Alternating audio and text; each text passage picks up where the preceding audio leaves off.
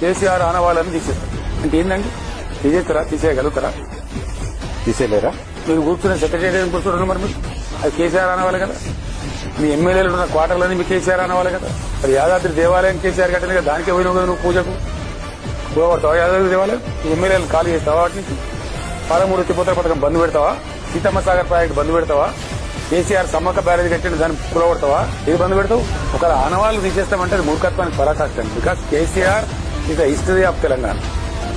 He made the history. I brought Telangana. I ruled Telangana for 10 long years. How can you do that? Police command control పెట్టిన కూడబడతావా? అది కేసీఆర్ ఆనవాల్సి ఉండదా? 1100 residential పాఠశాలలు పెట్టిన తీసేస్తావా?